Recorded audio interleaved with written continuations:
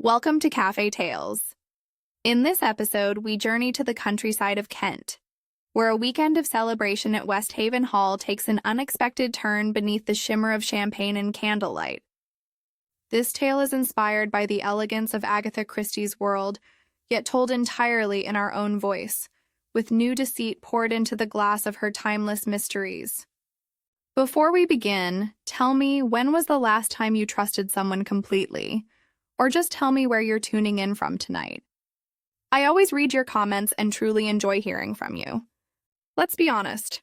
When you like or comment, it truly makes a difference.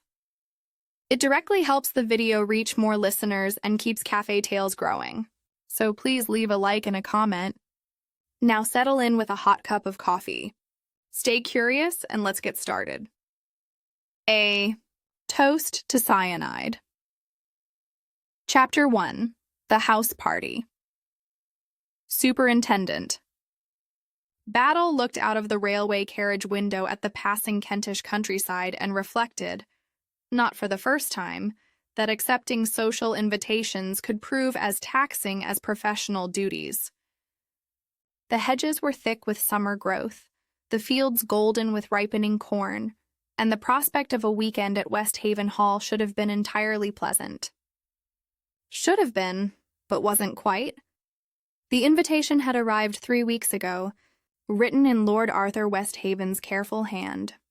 My dear Battle, it had begun, with that slightly formal courtesy that marked men of Lord Arthur's generation and class. It would give Lady Isabel and myself great pleasure if you would join us for a small house party to celebrate my daughter Clara Ara's engagement. The letter had continued with practical details about trains and times, but it was the postscript that had given Battle pause. I should value your presence particularly at this time. Battle had met Lord Arthur West. Haven 7 years ago under circumstances neither man cared to remember in detail. A trusted business associate had been systematically embezzling from Lord Arthur's shipping concerns, not dramatically, but steadily over the course of several years. Battle had been called in quietly, had investigated discreetly, and had resolved the matter without the scandal that would have ruined not only the embezzler, but several innocent parties whose reputations had become inadvertently entangled in the affair. Lord Arthur had been grateful. More than that, he had been impressed by Battle's methodical approach, and more unusually, by his discretion. Since then, the two men had maintained a cordial acquaintance, not quite friendship. The social gulf was too wide for that, but something more substantial than mere professional courtesy. Battle had been to Westhaven Hall once before, for a shooting weekend some 3 years past, and had found the house comfortable, the company agreeable, and Lord Arthur himself a sensible man with a dry sense of humor that Battle appreciated. But that postscript suggested this visit might prove less straightforward than a simple celebration. The motor car that met him at the station was driven by a young chauffeur who handled the vehicle with practiced ease. They drove through narrow lanes overhung with trees, past the village of Lesser Westhaven with its Norman church and thatched cottages, and finally through tall iron gates into the park of Westhaven Hall itself. The house stood on a slight rise, mellowed red brick glowing in the afternoon sun. It was not one of England's great houses, no vast Elizabethan pile or Palladian palace, but a gentleman's residence of comfortable proportions, built in the reign of Queen Anne and added to judiciously by successive generations. Battle approved of it. It looked like what it was, the home of a family of substance and sense, neither ostentatious nor shabby. Simmons, the butler, received him in the oak-paneled hall with the proper degree of welcoming formality. Battle, whose professional life had made him observant of servants, noted that Simmons was a man of perhaps 55, competent and correct, with the slightly harassed expression of one managing a household in unusual circumstances. "Lord Arthur is in the library, sir," Simmons said. "He asked that you be shown in immediately upon your arrival." Battle followed the butler through the cool, dim hallway. The library was a pleasant room, lined with books that showed signs of actual reading rather than mere decoration. Lord Arthur rose from behind his desk as Battle entered. He was a man in his early 60s, tall and spare, with iron gray hair and the upright bearing of one who had served in his youth with a good regiment. His face was weathered and strong, marked by years of responsibility, and Battle thought, recent worry. "Battle, my dear fellow," Lord Arthur said, coming forward with outstretched hand. "Good of you to come." They shook hands, and Battle was shown to a chair. Simmons withdrew, closing the door behind him with the sort of quiet finality that indicated he understood his master wished to speak privately. "You'll want to know the situation," Lord Arthur said without preamble. He was not a man to waste time on unnecessary preliminaries. "I had gathered," Battle said in his slow, comfortable voice, "that there might be more to this weekend than a simple celebration." Lord Arthur smiled briefly. "You always were perceptive." "Yes, there's more to it." He paused, seeming to gather his thoughts. "My daughter Clara Ara is engaged to be married to Captain Adrian Melfort. The formal announcement will be made tomorrow evening at a reception for our neighbors and friends. That much is straightforward. What complicates matters is that I am strongly opposed to this marriage, have been from the start, and have reason to believe Clara herself is having serious doubts." "I see," said Battle, who was beginning to understand. "Melfort served in India and valided out 2 years ago. He's charming, I grant you that. Handsome, good war record, comes from a decent family. His father was Roger Melfort. Perhaps you remember him. Owned considerable property in Dorset, died 4 years ago." Battle nodded slowly. He had a policeman's memory for names and connections. "The difficulty," Lord Arthur continued, "is that young Melfort is a gambler, and I suspect considerably worse than that. He has debts, substantial debts. There have been women, more than one, and more recently than a man engaged to be married should allow. I've made inquiries, Battle, discreet ones, and I don't like what I've learned." "Has Miss Clara Ara been told some of it?" "Not all." Lord Arthur's face showed his distress. "She's my only daughter, Battle. Her mother died when she was 12. I remarried 5 years ago. Lady Isabel. You'll meet her at tea, and Isabel has tried to be a good stepmother. But Clara Ara, well, Clara Ara is headstrong. When Melfort paid his attention, she was flattered. Now I believe she sees more clearly. But the engagement was announced privately 2 months ago. Arrangements have been made, and she feels—" He paused, choosing his words carefully. "She feels trapped by the situation." Battle sat quietly, his solid, unremarkable face showing nothing of his thoughts. After a moment, he said, "You want me here as what? A steadying presence, or do you anticipate something more specific?" Lord Arthur stood and walked to the window, looking out over the park. "I don't know precisely. Call it a policeman's instinct if you like. The situation feels wrong. Battle unstable. Melfort arrived this morning, and the atmosphere in the house changed immediately. My wife seems nervous, though she conceals it well. Clara is withdrawn. Even Melfort's stepmother, who's staying with us for the celebration, seems on edge." He turned back to face Battle. "I asked you here because I trust your judgment, and because I've learned that your presence tends to prevent foolishness rather than merely detect it after the fact." It was perceptive of Lord Arthur. Battle reflected to understand that prevention might sometimes prove more valuable than detection. "I'm happy to help in any way I can," Battle said. "Though I hope you understand that if anything seriously irregular should occur—" "I would expect nothing less than your complete professionalism," Lord Arthur interrupted. "I'm not asking you to overlook anything, Battle. I'm asking you to be here, to observe, and to trust your instincts, as I trust them." A gong sounded somewhere in the house, its reverberations rolling through the rooms. "That's tea," Lord Arthur said. "Come and meet the others. Perhaps you'll see what I mean." Battle rose and followed his host out of the library, through the hall, and toward the drawing room, where voices and the clink of china indicated that the house party was assembling. As they approached, Battle heard a woman's light laugh, a man's deeper tones, and underneath it all, a quality of tension that his experienced ear detected immediately. Lord Arthur had been right to be uneasy. The atmosphere was wrong, and Superintendent Battle's professional instincts, honed by 25 years of police work, were beginning to stir with quiet attention. He crossed the threshold into the drawing room, his unremarkable face pleasant and unrevealing, his observant eyes already beginning the patient work of watching and waiting. That was his particular skill. Chapter 2. The Captain's Charm. Tea.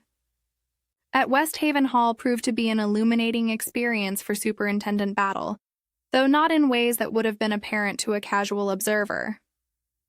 He sat in a comfortable chair near the fireplace, balancing a cup of excellent China tea, and observing the assembled company with the patient attention that was his professional hallmark. Lady Isabel Westhaven presided over the tea tray with practiced grace. She was perhaps 15 years younger than her husband, a handsome woman in her late 40s with dark hair touched with gray at the temples and remarkable blue eyes that seemed to miss very little. Battle noticed that those eyes frequently returned to the doorway as though expecting or dreading some arrival. "You must forgive our somewhat subdued atmosphere, Superintendent," Lady Isabel said, offering him a slice of seed cake. "We are all a trifle on edge with the preparations for tomorrow evening's celebration. Such events require considerable organization, and one always fears some detail has been overlooked." Her voice was pleasant and cultured, but Battle detected an underlying strain. This was not merely the nervousness of a hostess concerned about arrangements. This was something deeper. Clara Ara Westhaven sat near the window, staring out at the gardens with an abstraction that suggested her thoughts were far from pleasant. She was a pretty girl of perhaps 24, with her father's gray eyes and a sensitive mouth that looked as though it had recently learned to control unhappiness. She had greeted Battle politely, but without warmth, and had since contributed nothing to the conversation. The fourth person present was Mrs. Evelyn Melfort, the captain's stepmother. She was a thin, anxious woman of perhaps 55, dressed in gray silk that had been fashionable some years earlier and carefully maintained since. Her fingers moved restlessly, pleating and repleating her napkin, and her eyes had the worried look of one whose financial security rested on uncertain foundations. When she spoke, which was seldom, her voice carried the careful diction of someone conscious of maintaining social position through manner rather than means. "Adrian sends his apologies," Mrs. Melfort said, addressing Lady Isabel but glancing nervously at Clara Ara. "He was detained in London by some business matter. He telephoned to say he would arrive in time to dress for dinner." Clara Ara's expression did not change, but Battle noticed her hands tighten slightly on the arms of her chair. "How very like dear Adrian," Lady Isabel said smoothly. "Always so conscientious about his affairs. More tea, Mrs. Melfort?" The afternoon wore on with the sort of careful conversation that avoided any topic of substance. Battle contributed little, which was his habit in such circumstances. People revealed more when he remained silent and watchful than when he engaged in active discourse. At 5, the sound of a motor car on the gravel drive caused a perceptible stiffening in the room's atmosphere. Mrs. Melfort set down her cup with hands that trembled slightly.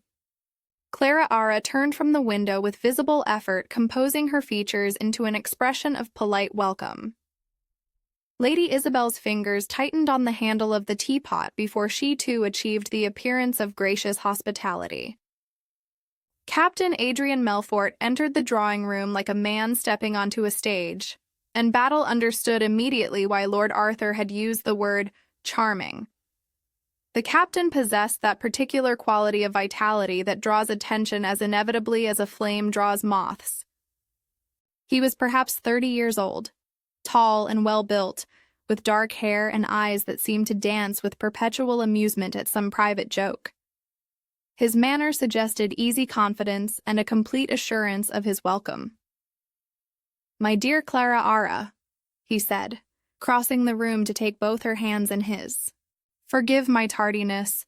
Beastly business in the city couldn't be avoided. You look charming as always." He kissed her cheek, and Battle observed that Clara Ara neither moved toward the embrace nor drew away from it. She simply endured it with a stillness that spoke more eloquently than any protest. "Lady Isabel, radiant as ever," Melfort continued, turning to his hostess. "Mrs. Melfort, dear stepmother, you're looking well." He barely glanced at Battle. "And we have another guest, I see. Forgive me, I don't believe we've been introduced." Lord Arthur, who had entered behind the captain, performed the introductions with a coldness that was just within the bounds of civility. "Captain Melfort, this is Superintendent Battle of Scotland Yard. Battle, Captain Adrian Melfort." For a fraction of a second, something flickered in Melfort's eyes. Wariness, perhaps, or calculation, but it was gone so quickly that Battle might have imagined it. The captain extended his hand with every appearance of pleasure. "Scotland Yard. How splendid. I do hope you're not here professionally, Superintendent, though I suppose even policemen are entitled to holidays." "I'm an old friend of Lord Arthur's," Battle said in his comfortable, unrevealing voice. "Thought I'd enjoy a bit of country air." "Quite right, quite right. Nothing like the country in summer, eh?" Dinner that evening was a more formal affair. Battle found himself seated between Mrs. Melfort and a local vicar who had been invited to make up the numbers. The placement gave him an excellent opportunity to observe the dynamics of the table. Captain Melfort dominated the conversation with a series of amusing anecdotes about his service in India. He told his stories well, Battle had to admit, with a gift for the telling detail and the dramatic pause. But there was something calculated in his performance, something that suggested a man playing a role he had perfected through repetition. Lord Arthur contributed little to the conversation, his face set in lines of rigid politeness. Lady Isabel played the perfect hostess, ensuring the conversation flowed and that no awkward silences fell. But Battle noticed that her attention frequently returned to the captain with an intensity that seemed disproportionate to the occasion. Clara Ara sat quietly, responding when addressed, but initiating nothing. Dr. Leonard Forsyte, the family physician who had joined them for dinner, watched her with an expression that suggested both concern and something deeper, an emotion carefully controlled, but not entirely concealed. Forsyte was a man of perhaps 35, scholarly in appearance, with the thoughtful manner of one accustomed to observing human nature in its more vulnerable moments. When he did speak to Clara Ara, his voice carried a gentleness that made the captain's jovial charm seem hollow by comparison. During a lull in the captain's storytelling, Battle turned to Mrs. Melfort and said quietly, "You must be very proud of your stepson's achievements." Mrs. Melfort's reaction was instructive. Her hands stilled on her napkin, and for a moment her face showed naked anxiety before she schooled it back to pleasant agreement. "Oh yes, certainly. Adrian has always been very energetic in his pursuits. His father must have been a remarkable man to have built such a substantial estate. Roger was very capable, yes." Her voice had grown tight. "He provided well for the future. The inheritance must have been considerable." Mrs. Melfort's teacup rattled slightly against its saucer. "These matters are always complicated, Superintendent. The law is such a labyrinth, and one never knows quite how these things will be arranged." Battle let the subject drop. But he had learned what he needed to know. Mrs. Melfort's financial security was bound up with her stepson's fate, and the binding was not entirely to her satisfaction. After dinner, the gentlemen did not linger over port.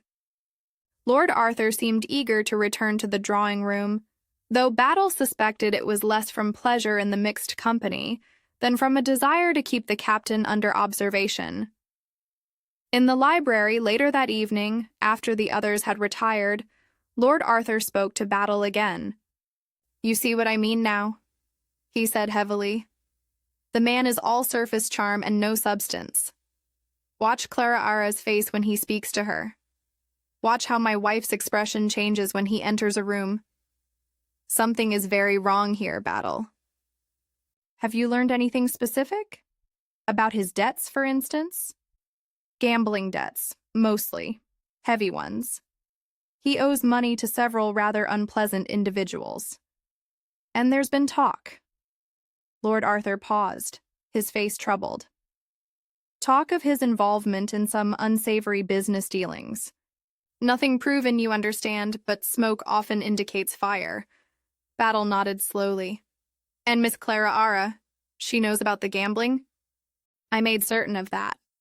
What she knows about the rest, I cannot say. She won't confide in me.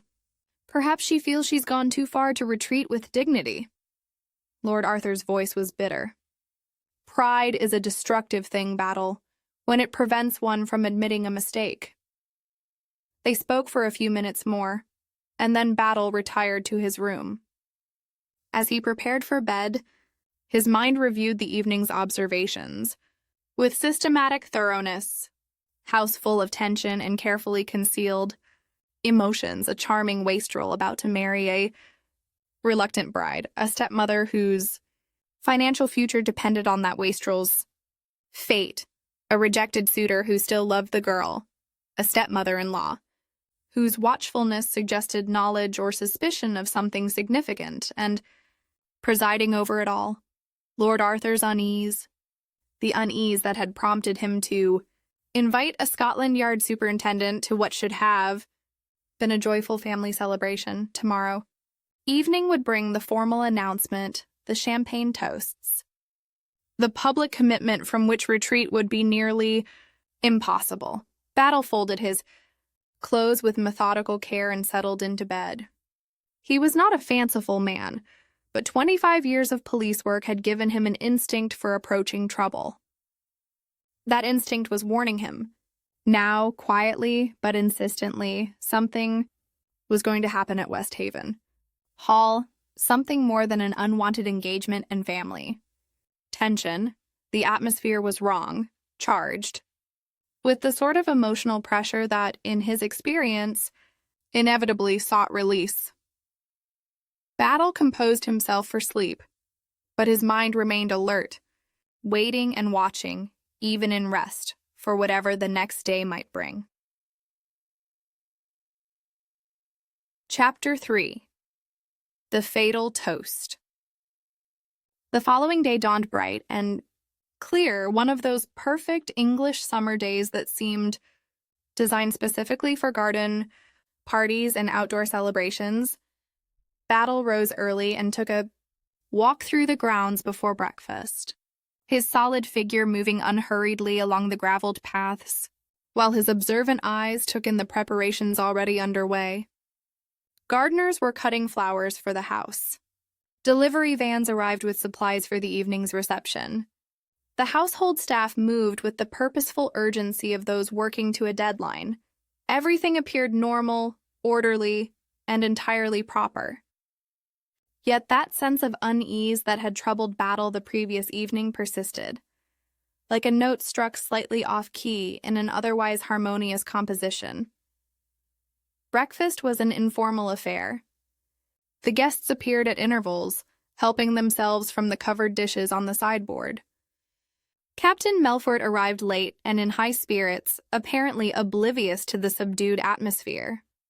He consumed an enormous breakfast while regaling Dr. Forsyte with a complicated story about polo in Lahore that required considerable gesticulation with knife and fork. Clara Ara did not appear at all. Lady Isabel, when asked, explained that her stepdaughter was resting before the evening's festivities. Battle noticed that she delivered this information while carefully not meeting her husband's eyes. The day passed slowly. Battle spent most of it in the library, ostensibly reading, but in reality observing the comings and goings of the household. He noted that Lady Isabel made several trips to the drawing room where the reception would be held, each time emerging with an expression of dissatisfaction that suggested nothing met her exacting standards. Mrs. Melfort remained in her room until luncheon, pleading a headache. The captain disappeared after breakfast and did not return until mid-afternoon, his manner suggesting he had spent the intervening hours at the local public house. It was at 4 o'clock that Battle encountered Lady Isabel and the captain in conversation in the library. He had stepped out for a moment to speak with Simmons about some trivial matter, and when he returned, he found them standing near the window in attitudes of intense discussion. They broke apart as he entered. Lady Isabel's composure showed the first real crack Battle had observed. "Superintendent," she said, her voice not quite steady. "I didn't realize you were still using the library." "Just stepped out for a moment," Battle replied easily. "Don't let me disturb you." "We were finished," Captain Melfort said. His usual bonhomie seemed forced, and his eyes, when they met Battle's, held a quality of calculation that was not pleasant to see. "Just discussing the arrangements for this evening. Lady Isabel has been remarkably generous in her preparations." "I want everything to be perfect," Lady Isabel said, recovering her composure. "For Clara Ara's sake." She left the room with a swish of silk, and the captain, after a moment's hesitation, followed. Battle returned to his chair, but the book lay unread on his lap while his mind turned over what he had witnessed. That had not been a discussion about floral arrangements or seating plans. That had been something altogether more significant, something that had genuinely disturbed Lady Isabel's carefully maintained poise. At 6 o'clock, Battle retired to his room to dress for the evening. His evening clothes, though perfectly respectable, were neither new nor fashionable, which suited him admirably. He had no desire to appear as anything other than what he was, a solid, professional man temporarily occupying a social position slightly above his usual sphere. When he descended at 7, the drawing room had been transformed. Hothouse roses filled every vase, their heavy scent hanging in the warm air. Crystal gleamed on silver trays. The French windows stood open to the terrace, where lanterns had been lit against the gathering dusk. It was all very elegant, very correct, and very slightly oppressive in its perfection. The family and house guests assembled first before the arrival of the neighboring families who had been invited to share the celebration. Battle positioned himself near the fireplace, his usual observational post, and watched as the cast assembled for what he was increasingly certain would prove to be more than a simple engagement announcement. Clara Ara appeared at last, dressed in pale blue silk that emphasized her fairness, but also somehow her fragility. She looked, Battle thought, like a woman steeling herself for an ordeal rather than a bride anticipating joy. Dr. Forsyte, who had been speaking with Lord Arthur near the window, turned as she entered, and the naked longing in his face was painful to witness before he controlled his expression back to professional courtesy. Captain Melfort, resplendent in evening dress, immediately claimed Clara Ara's attention, taking her hand and raising it to his lips in a gesture that managed to be both gallant and possessive. Clara Ara's smile in response was the sort of smile Battle had seen on witnesses preparing to give difficult testimony, determined but joyless. The guests began arriving at 7. Battle knew none of them, but Lord Arthur performed introductions with mechanical courtesy. Local gentry mostly, a retired colonel and his wife. Several country families of comfortable means the vicar Battle had met at dinner. They filled the drawing room with polite conversation and the rustle of silk and well-pressed linen. At 8 o'clock precisely, Simmons appeared in the doorway and caught Lord Arthur's eye. A brief nod passed between them. Lord Arthur moved to the center of the room and raised his hand for attention. The conversation died away into expectant silence. "My friends," Lord Arthur said, his voice carrying to every corner of the room, "Lady Isabel and I have asked you here this evening to share in our announcement of Clarara's engagement to Captain Adrian Melfort." There was polite applause. Clarara's smile remained fixed and artificial. The captain bowed slightly, accepting the congratulations with practiced charm. "Simmons will serve champagne," Lord Arthur continued, "and we shall drink to their future happiness." Battle watched with particular attention as the champagne service began. Simmons had arranged the glasses earlier in precise rows on silver trays, and now he opened the bottles with practiced efficiency. The golden liquid foamed into the crystal glasses, catching the lamplight. Other servants appeared to assist with distribution, moving among the guests with practiced discretion. Lady Isabel had stationed herself near the trays, supervising the service with an intensity that seemed excessive for such a routine matter. Battle observed that she personally selected certain glasses from the tray, adjusting their positions, occasionally transferring one from this tray to that, with movements that appeared casual, but were, he suspected, quite deliberate. The captain stood with Clarara near the fireplace, accepting the good wishes of the assembled guests. He was at his most charming, telling an amusing story about their first meeting that made Clarara's reserve seem merely maidenly modesty rather than genuine reluctance. Lady Isabel approached them, carrying 2 glasses of champagne. She handed one to Clarara with a smile, then turned to the captain. "Adrian, my dear boy," she said, her voice pitched for his ears alone, though Battle, standing nearby, heard every word. "I wanted to give you your glass personally. It seems fitting somehow." She reached up to adjust his boutonniere, a small white rose that had come slightly askew. Her fingers lingered for a moment on his lapel, and Battle saw her press something. The glass, he thought, though her movements were swift and natural, into the captain's hand. "Thank you, Lady Isabel," Melfort said, raising the glass. "You've been remarkably kind throughout this whole business." "It's important that families support one another," Lady Isabel replied. There was something in her voice. What was it? Sadness? Resignation? Battle could not quite identify it, but it troubled him. Lord Arthur moved to join his daughter and her fiancé. He carried his own glass with visible reluctance, and Battle noticed that his hand was not entirely steady. Whatever his feelings about this marriage, he was prepared to go through with the public endorsement that duty demanded.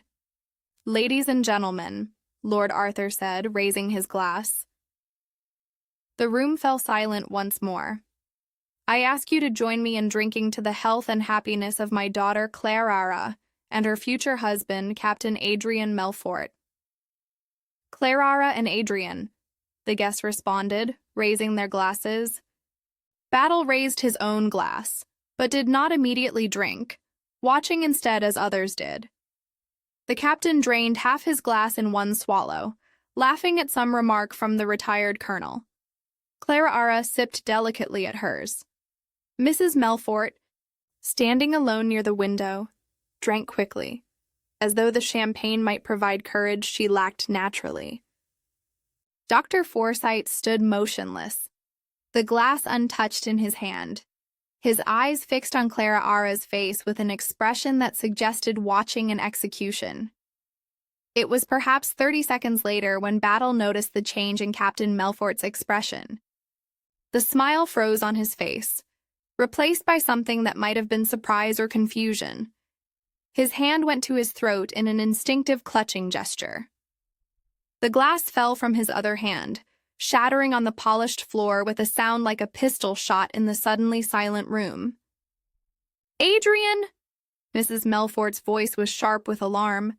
The captain's face had gone from healthy color to a strange mottled gray. His breathing came in harsh, labored gasps. He took one staggering step forward, then his knees buckled. Battle. Moved instantly, his professional training overriding social convention. He caught the captain before he hit the floor, lowering him with surprising gentleness for so solid a man. But even as he did so, he knew it was too late. The smell, that distinctive bitter almond scent, told him everything he needed to know. "Get back," Battle said sharply as guests pressed forward. "Dr. Forsyte, come here at once." Forsyte knelt beside the fallen man, his fingers seeking the pulse at the throat. After a moment, he looked up at Battle, his face gray beneath its tan. "He's dead," Forsyte said quietly. "It looks like... Good God, it looks like cyanide poisoning." The room erupted. Women screamed, men shouted.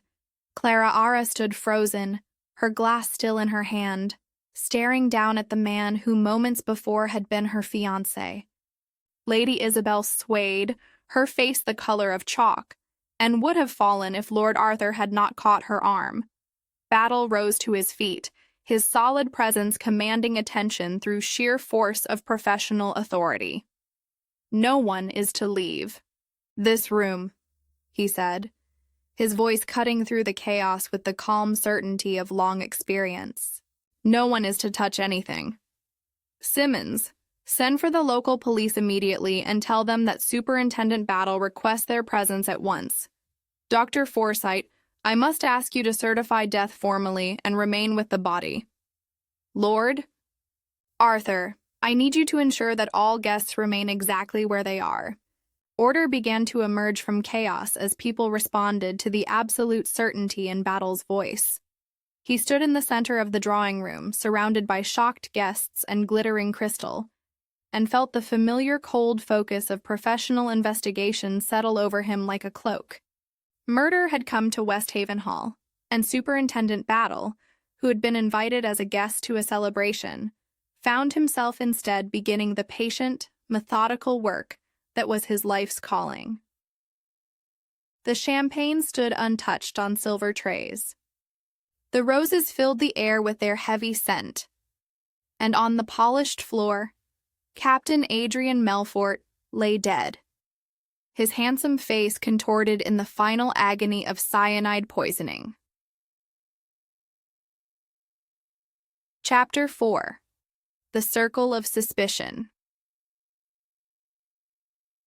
The local police arrived within the hour, led by Inspector Graves, a competent man in his 40s, who showed considerable relief upon learning that Superintendent Battle of Scotland Yard had been present when the crime occurred.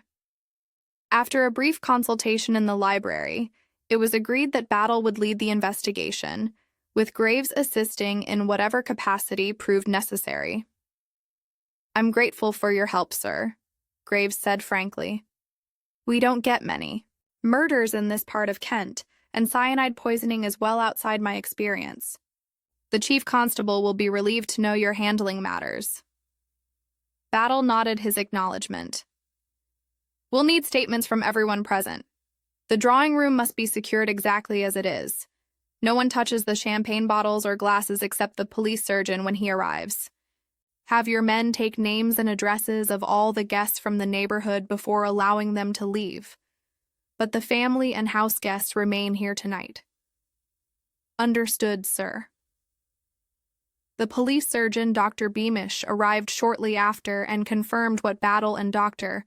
Forsyte already knew. Captain Adrian Melfort had died of cyanide poisoning, almost certainly administered through the champagne he had consumed. The speed of death suggested a substantial dose, and the progression of symptoms was entirely consistent with that particular poison. How long would it take, from ingestion to death? With a dose of this size, 3 to 5 minutes, I'd estimate, possibly less. He wouldn't have stood a chance. Poor devil. Battle returned to the drawing room, which had been cleared of guests but retained the family and those staying in the house. They sat in various attitudes of shock, guarded by a young constable who looked profoundly uncomfortable with his assignment. Clara Ara remained near the window, her face expressionless. Mrs. Melfort wept quietly into a handkerchief. Lady Isabel sat very upright on the sofa, her hands folded in her lap with rigid control. Lord Arthur stood by the fireplace, his face gray with shock. And what Battle suspected was also guilt. The guilt of having wished harm to the captain and seeing that wish fulfilled in the most dreadful manner. Dr. Forsyte had remained as requested, his professional detachment serving him well in circumstances that must have been emotionally complicated. Battle noted that the doctor's eyes frequently sought Clara Ara, checking on her welfare with the sort of concerned attention that spoke of deep feeling carefully controlled. Battle began his interviews in Lord Arthur's study, a smaller, more intimate room than the library. He started with Lord Arthur himself, establishing facts and timeline before moving to more difficult questions. Tell me about the champagne service. Who arranged it? Simmons supervised the arrangement of glasses and the opening of bottles. Lady Isabel insisted on overseeing everything personally. She wanted it all to be perfect. Lord Arthur's voice was heavy with irony at that word. The bottles were delivered yesterday from Harrington's in London, a reputable wine merchant we've used for years. 6 bottles, all from the same case, and the glasses from our own stock. Crystal, quite old, been in the family for generations. Nothing unusual about them. Who distributed the champagne? Simmons and 2 footmen filled the glasses and carried the trays around. But Lady Isabel... He paused, his face troubled. Lady Isabel was handling certain glasses herself. I noticed it at the time, though I thought nothing of it then. She seemed particularly concerned about who received which glass. Battle made a note in his methodical way. Tell me about your quarrel with Captain Melfort yesterday afternoon. Lord Arthur did not seem surprised that Battle knew. Several servants were within earshot, I suppose. Yes, we quarreled. I told him he was not fit to marry my daughter, that I knew about his debts and his women, and that if he had any decency, he would withdraw from the engagement. He laughed at me. Battle actually laughed, said the arrangements were too far advanced, that Clara Ara wouldn't break it off now, and that he looked forward to becoming my son-in-law. The bitterness in his voice was palpable. I told him I'd see him damned first. Strong words. Yes, and now he's dead, and I find I'm not glad, only sick at heart that it's come to this. Lord Arthur met Battle's eyes directly. I won't pretend I didn't wish him away from here, Battle, but I didn't kill him. I'm many things, but I'm not a murderer. Battle believed him. In his experience, men like Lord Arthur might wish for death, but lacked the cold calculation required to accomplish it through poison. Still, belief was not evidence, and he noted the facts without prejudice. Clara Ara came next, entering the study with the mechanical movements of someone in shock. She sat where Battle indicated and folded her hands in her lap, her face pale but composed. Miss Westhaven, I must ask you some difficult questions. I understand you were engaged to Captain Melfort, but I gather you had come to regret that engagement. Clara Ara's composure wavered for a moment. Is there any point in pretending otherwise? Yes, I regretted it bitterly. I had discovered things about Adrian, about his character, that made me realize I'd made a terrible mistake. But I felt trapped by circumstances, by convention, by my own foolish pride in having insisted on the engagement against my father's wishes. Had you planned to break the engagement after tonight? I couldn't humiliate my father publicly by doing so before the formal announcement. I thought I could endure one more evening, and then I would tell Adrian privately that I couldn't marry him. Her voice broke slightly. I never imagined this. Where were you in the half hour before the toast? In my room, trying to compose myself. My maid can confirm it. She was helping me with my dress until just before 8. Did you handle any of the champagne glasses? Only the one Lady Isabel gave me. I didn't finish it. After Adrian fell, I set it down somewhere. I don't remember where. Battle dismissed her gently and sent for Mrs. Evelyn Melfort. The captain's stepmother entered with red-rimmed eyes and a handkerchief clutched tightly in one hand. She sat with the nervous flutter of a bird expecting attack. I must offer my condolences on your loss, Mrs. Melfort. Thank you, Superintendent. It's dreadful, absolutely dreadful to die like that in front of everyone. She broke off, pressing the handkerchief to her mouth. I understand Captain Melfort was your late husband's only child. Yes. Roger died 4 years ago. The estate, everything, went to Adrian. He provided me with an allowance, but it was entirely at his discretion. The words came out in a rush, as though she was compelled to defend herself before being accused. He wasn't generous, Superintendent. Adrian was many things, but generous wasn't among them. So his death changes your circumstances considerably? Mrs. Melfort's face flushed. I won't pretend otherwise. Under Roger's will, if Adrian died before producing an heir, the estate reverts to me. I'll be comfortable again, secure, but I didn't kill him for it. I couldn't. Where were you during the champagne service? Near the window. I'd moved away from the crowd. I find large gatherings difficult. I saw Simmons pouring, saw people taking glasses. I took one from a tray when it was offered to me. I didn't go near Adrian's glass. I wouldn't have known which one was his. You were in the drawing room earlier in the day, I believe, helping with arrangements. Yes, for a few minutes. Lady Isabel asked if I'd checked that the flowers were properly arranged. I did so and left. I didn't touch the glasses or bottles. Battle. Let her go and called for Dr. Forsyte. The doctor entered with professional composure, but Battle could see the strain beneath it. Dr. Forsyte, I understand you've known Miss Westhaven for some time, several years. I've been the family physician since old Dr. Barnett retired, and your feelings toward Miss Westhaven are more than merely professional. Forsyte's face tightened, but he answered steadily. I've made no secret of my regard for Clara Ara. I hoped once that she might return it. Then Melfort appeared with his swagger and charm, and I knew I'd lost her. He paused. Or thought I had. Recently I'd begun to hope again. Clara Ara seemed disillusioned with him, and I thought perhaps after a suitable interval I might have another chance. Now that interval has been provided rather dramatically.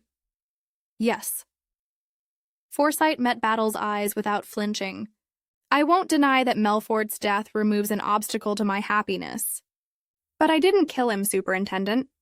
My profession is dedicated to preserving life, not ending it. Yet you have access to cyanide. Any doctor does. It has legitimate medical uses. But my supplies are carefully locked and accounted for. You're welcome to examine them. I shall.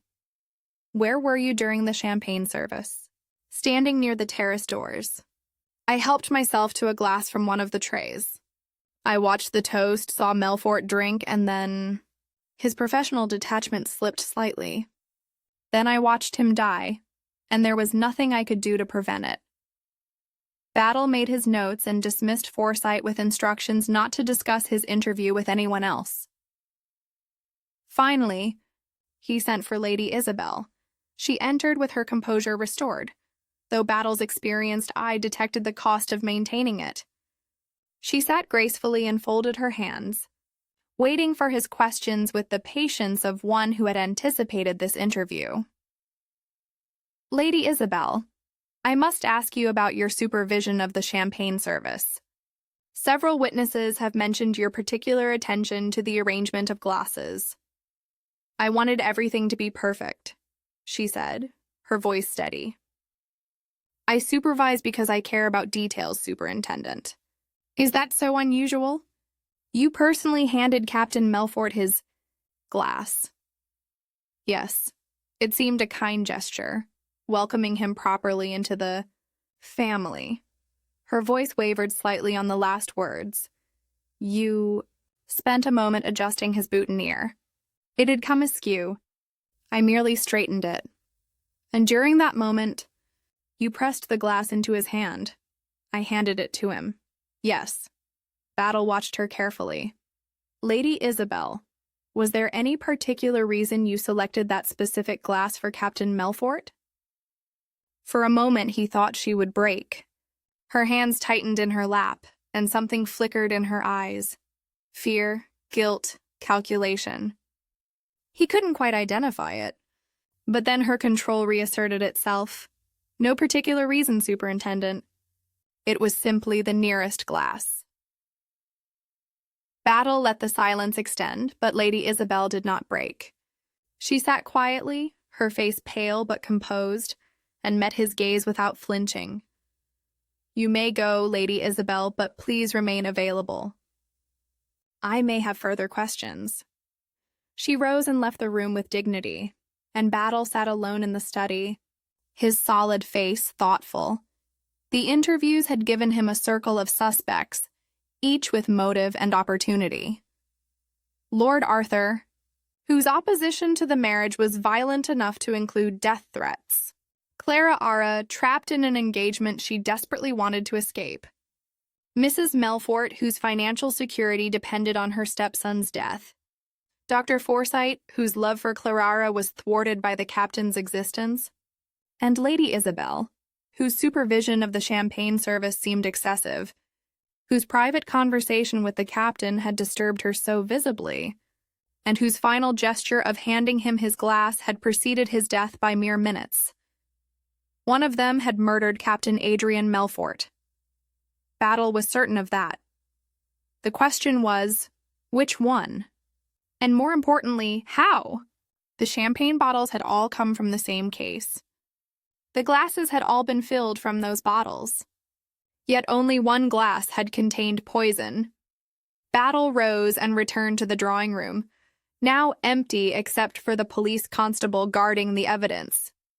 He stood looking at the silver trays with their rows of crystal glasses, at the open champagne bottles, at the shattered glass on the floor where the captain had dropped it.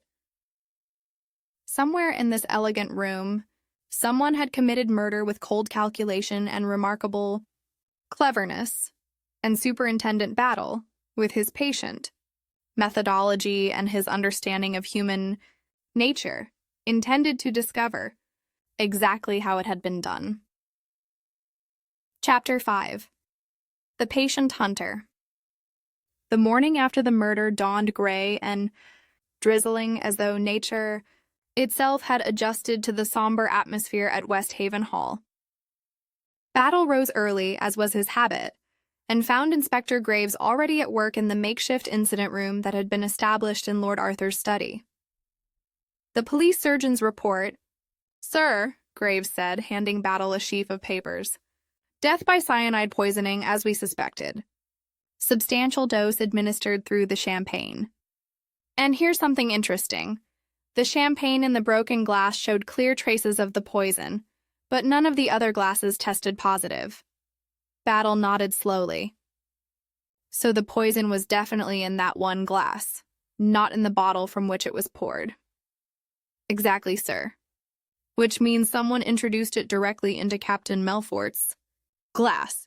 Specifically, the question is how and when Battle spent the morning reconstructing the evening's events with painstaking precision. He had Simmons demonstrate exactly how the champagne service had been arranged, where each tray had been positioned, how the glasses had been distributed. The butler proved to be a valuable witness, his professional training having made him observant of details that others might have missed. Lady Isabel was most particular about the arrangement, sir, Simmons said. She inspected each tray before the bottles were opened, adjusted the positioning of several glasses, and insisted that certain glasses remain on specific trays. Did you notice which glasses she adjusted? I couldn't say specifically, sir. There were so many, and they all looked alike. But she seemed to have a system in mind. If you take my meaning. Battle took his meaning very well indeed. He dismissed Simmons and stood alone in the drawing room, his eyes moving from the silver trays to the spot where the captain had fallen, calculating distances and angles with his methodical mind. A conversation with the household staff revealed another significant detail. Lady Isabel had spent nearly an hour in the drawing room that afternoon, alone, except for brief intervals when servants entered to deliver flowers or attend to other preparations. She had sent them all away at one point, saying she needed absolute quiet to ensure everything was arranged correctly. An hour alone with the glasses, more than enough time to prepare one. Specifically for the Captain. Battle turned his attention next to the question of the poison itself. Dr. Forsythe's medical supplies were examined and found to be complete. No cyanide missing from his carefully maintained inventory. A search of Mrs. Melfort's belongings revealed nothing of interest. Lord Arthur, when questioned, denied owning any cyanide and allowed Battle to search his private rooms without objection. But when Battle requested permission to search Lady Isabel's rooms, he encountered resistance for the first time. I must protest. Superintendent, Lady Isabel said, her voice tight with controlled emotion. Surely you cannot seriously suspect me of murdering my stepdaughter's fiancé. I suspect everyone equally at this stage, Lady Isabel. A thorough search of all suspects' belongings is standard procedure. Then search them all by all means, but you will find nothing in my rooms, I assure you. She was right. The search, conducted with Battle's usual thoroughness, revealed nothing incriminating. No poison, no hidden containers, no evidence of guilt. Yet Battle's instincts told him he was on the right track. Lady Isabel's nervousness was not the natural anxiety of an innocent person caught up in tragedy. It was something more specific, more focused. He returned to the problem of motive. Why would Lady Isabel, who had no obvious connection to the Captain beyond the family relationship created by her stepdaughter's engagement, want him dead? Battle sat in the library late that afternoon, his solid face expressionless, his mind working through possibilities with systematic patience. A thought occurred to him, and he sent for Inspector Graves. I need you to make some inquiries, Battle said discreetly. Lady Isabel was married before she became Lady Westhaven. Find out about her first marriage, whether there were children, and what became of them. Graves left on his errand, and Battle continued his methodical examination of the case. He interviewed the servants again, this time asking specifically about Lady Isabel's movements and behavior in the days leading up to the reception. A pattern began to emerge. She had been anxious, distracted, her usual calm demeanor showing cracks. Several servants mentioned finding her standing alone in various rooms, staring at nothing, lost in thought. One had heard her weeping in her sitting room late one evening, though she had denied anything was wrong when questioned. Whatever burden Lady Isabel carried, it had been weighing on her heavily. Before the murder occurred, Graves returned that evening with information that made several pieces of the puzzle fall into place. Lady Isabel did indeed have a son from her first marriage, Geoffrey Hartley, now 23 years old. 6 months ago, young Hartley had been involved in a financial scandal involving fraudulent investment schemes. The matter had been hushed up, but only through the expenditure of considerable sums and the intervention of influential friends. The scandal, if made public, would have ruined not only Geoffrey, but also his mother and stepfather. And here's the interesting bit, sir, Graves said. Captain Melfort was one of the investors in the scheme that went bad. He lost money, but more importantly, he had evidence of young Hartley's involvement, There's a record of correspondence between Melfort and Lady Isabel from 3 months ago. Battle felt the familiar sensation of pieces clicking into place. A mother protecting her son, the captain's blackmail, Lady Isabel's desperation, and the opportunity provided by the engagement celebration, where her role as hostess gave her access to the champagne service. The method remained the challenge. How had she introduced the poison into one specific glass? Battle returned to the drawing room once more, standing where Lady Isabel had stood during the champagne service, trying to see what she had seen, to understand what she had done. He examined one of the crystal glasses carefully, holding it up to the light. The design was traditional, a deep bowl on a slender stem. Battle turned the glass slowly, studying every angle, and then he saw it. Or rather, saw what someone with sufficient cleverness might have done.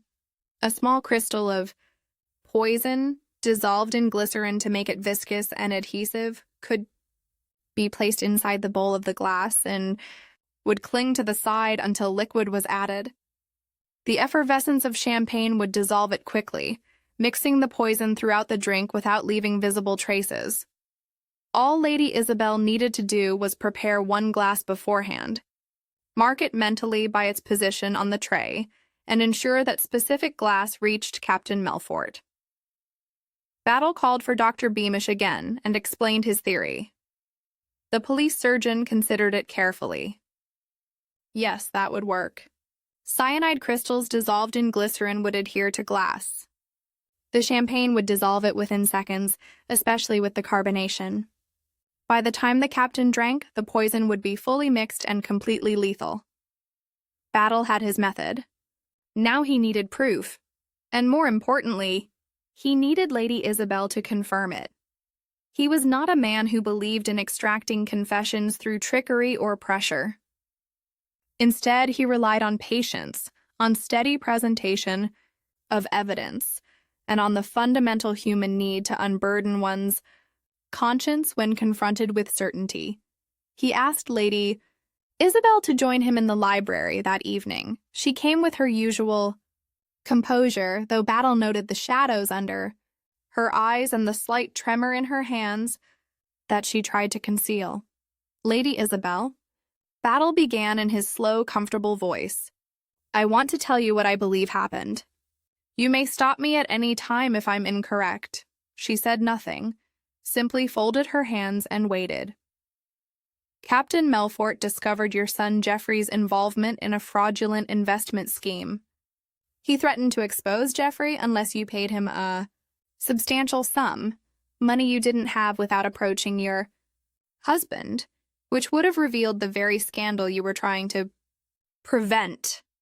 Lady Isabel's face remained impassive, but her hands tightened in her lap.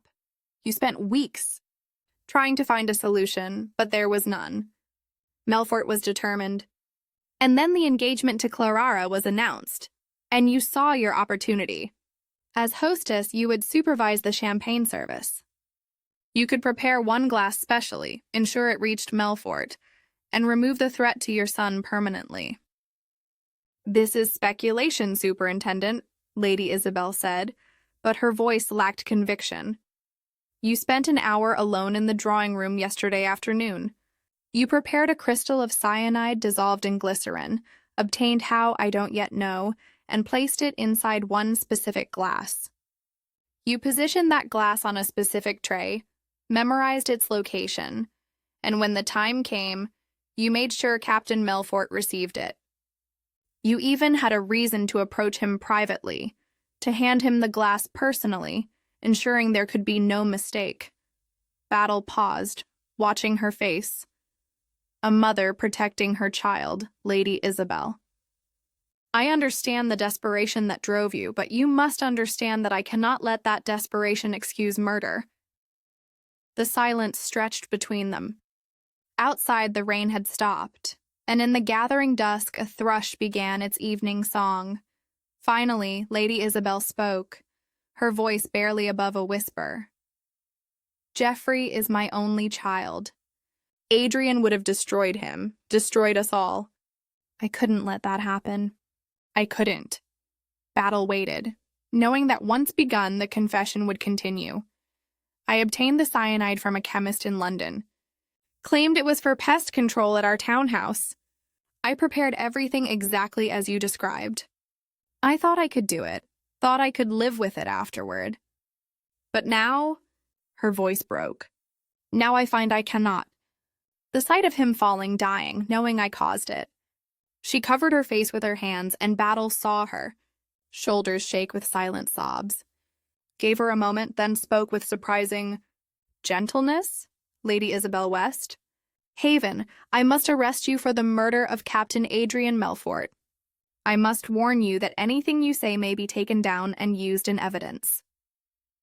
She lowered her hands, and her face, though ravaged by tears, showed a kind of terrible relief. I understand, Superintendent. I'm almost glad it's over. The guilt was worse than I imagined. Will they be merciful? That's not for me to say, Lady Isabel, but the court will hear all the circumstances, including the blackmail and your motive. That much I can promise you.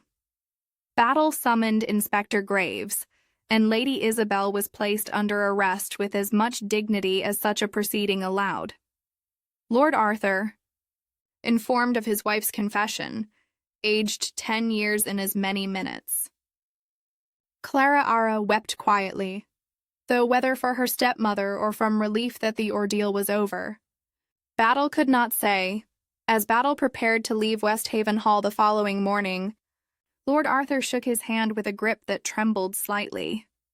Thank you, Battle, for handling this with discretion and for understanding. Justice must be done, Battle said quietly, but it need not be done without compassion. He climbed into the police motor car, his solid figure settling into the seat with a sense of completion, another case closed, another puzzle solved through patience and methodical observation rather than brilliant deduction. It was, Battle reflected as the car pulled away from Westhaven Hall, the only way he knew how to work, and it had served him well for 25 years. The countryside rolled past the windows, green and peaceful in the morning light. And Superintendent Battle turned his thoughts toward home, toward his wife and family, toward the ordinary life that awaited him between cases. Behind him, at Westhaven Hall, the consequences of one woman's desperate act would continue to unfold. But that was no longer his concern. He had done his duty, and justice, in its stern but necessary way, would take its course. Epilogue. The quiet resolution. 6 weeks after the events at Westhaven Hall, Superintendent Battle sat in his office at Scotland Yard, reviewing the final reports on the case. Inspector Leach, his frequent collaborator, had stopped by to discuss another matter and found himself drawn into conversation about the Melfort murder. Nasty business that, Leach observed, settling into the chair opposite Battle's desk. Lady of quality turning to murder. You don't see that every day, thank goodness. No, Battle agreed in his slow, comfortable way, though desperation makes killers of people you'd never expect. Lady Isabel wasn't a wicked woman, Leach. She was a mother protecting her child, and she took the only way out she could see. Still murder, though. Still murder, Battle confirmed. The court recognized the extenuating circumstances, the blackmail, the threat to her son, the desperation of her position. She received 15 years rather than the death penalty. Considering the circumstances, it was as merciful as justice allows, Leach nodded thoughtfully. And the son, young Hartley, quietly left England, Canada, I believe. Lord Arthur arranged it. Wanted to spare the family further scandal. He's a decent man, facing a difficult situation with considerable dignity. What about Miss Westhaven? Battle's expression softened slightly. She's recovering, Dr. Forsyte has been attentive, as you might expect. I understand there's an understanding between them now, though they'll wait a suitable period before making it formal. She was badly shaken by the whole affair, engaged to one man who turned out to be a blackmailer and wastrel, and related by marriage to his murderer. But she's young and I think fundamentally resilient. And Mrs. Melfort, the stepmother, inherited the estate as expected. She's retired to a cottage in Dorset and by all accounts is quietly enjoying the financial security she lacked for so many years. She sent me a note, actually, thanking me for handling the matter discreetly. Seemed to think I might have exposed certain aspects of her relationship with her stepson that would have reflected poorly on her. I assured her that police work is concerned with crimes, not with family disharmony. Leach smiled at that. You're too soft-hearted for a policeman, Battle. Perhaps, Battle said, though his tone suggested he didn't agree. Or perhaps I simply understand that people are complicated, and that justice serves no purpose when it's delivered without understanding. He rose and walked to the window, looking out over the London streets below. The autumn afternoon was drawing in, and the lamps were beginning to be lit along the embankment. The interesting thing about the case, Leach, was the method. Simplicity itself, really, once you understood it. A crystal of poison prepared beforehand and placed in a specific glass. The champagne dissolved it within seconds, and by the time Captain Melfort raised the glass to his lips, his death was already inevitable. How did she know which glass was which? Leach asked. Surely they all looked identical. Position, Battle said simply. She arranged the glasses herself, memorized the position of the prepared one, and made certain that specific glass reached the captain. Her role as hostess gave her the perfect excuse to personally hand him his drink. No one questioned it, because it seemed like a gracious gesture. Clever. Very clever. Almost too clever. Which is what made me suspicious. Lady Isabel was too concerned with the champagne service, too particular about details that should have been left to the servants. Her anxiety gave her away as much as any physical evidence. Leach stood to leave, then paused at the door. One thing I don't understand. Battle, you were invited as a guest to prevent trouble, weren't you? Lord Arthur wanted you there because he sensed something wrong.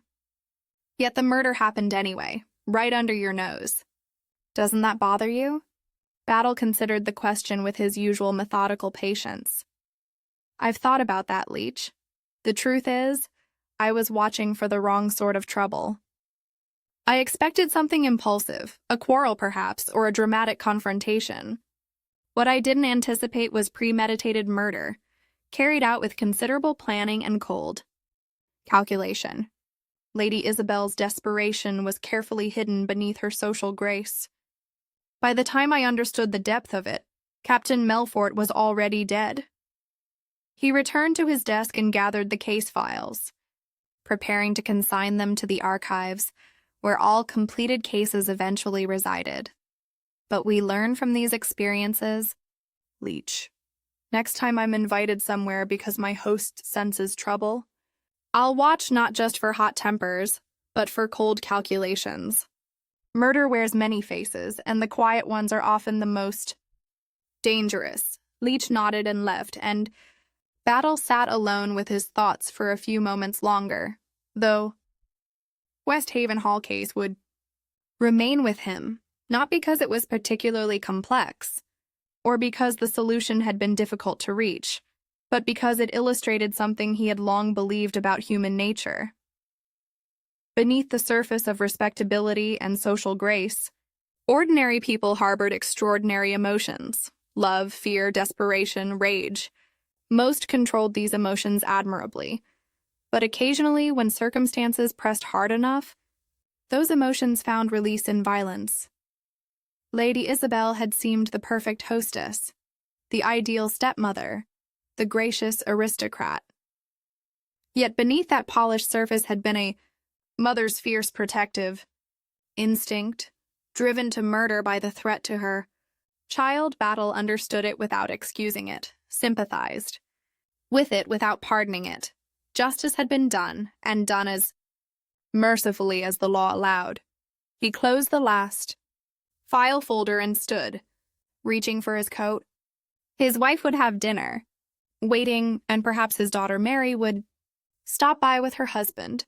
Normal family life, far removed from murder and poison and desperate acts committed in elegant drawing rooms. As he left Scotland Yard and walked toward the underground station, Superintendent Battle reflected that the greatest gift of his profession was the ability to return after each case to the ordinary world, where people lived quietly, loved deeply, and resolved their problems without resorting to violence. That such a world existed at all, given what he had seen of human nature's darker aspects, seemed something of a miracle. But it did exist, and he was grateful for it. The case of Captain Melfort's poisoned champagne was closed, filed away with all the other puzzles he had solved, through patience and observation. And Superintendent Battle, solid and unremarkable as always, went home to his dinner and his family, ready for whatever the next case might bring. Thank you for listening to A Toast to Cyanide here on Cafe Tales. Superintendent Battle reminds us that even the kindest intentions can lead to the darkest choices, and that guilt, once stirred, never truly settles. If you enjoyed tonight's mystery, please subscribe for more detective tales and share this story with fellow lovers of intrigue. Until next time, stay curious, stay sharp, and may your evenings always be filled with good stories and warm company. This is Ailey signing off from Cafe Tales.